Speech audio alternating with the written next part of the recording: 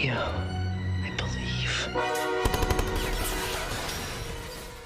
Good day to you, gentlemen. This is Neo, I Believe, and I'm coming at you with the short video today on this dangerously frigid morning.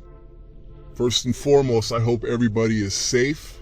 This winter storm has taken a huge chunk of the country by surprise with almost record low temperatures. As you know, I reside here in Illinois, and last night the temperature dropped to below zero temperatures, but with the wind chill, it felt like negative 40 degrees. So some pretty serious weather. I know other places in other states that usually have warmer climate than Illinois, they were experiencing power outages and equally frigid temperatures in this almost surprising cold front. But I'm coming to you to say, I hope the brothers out there are safe and staying warm any way you can.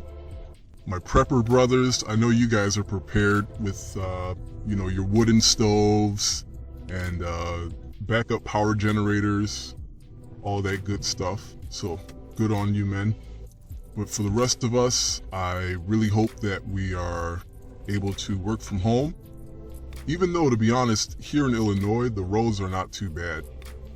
When we get these record low temperatures and these blizzards, my state is pretty good on bringing out the plows and the salt trucks immediately.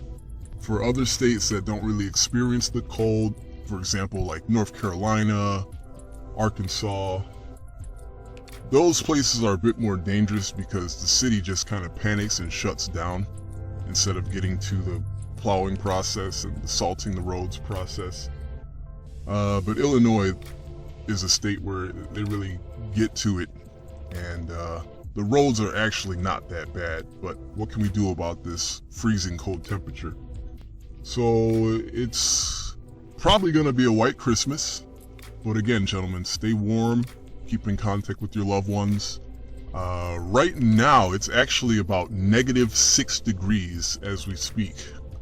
With the wind chill in my area, I'm looking at about negative 30 degrees at this very moment.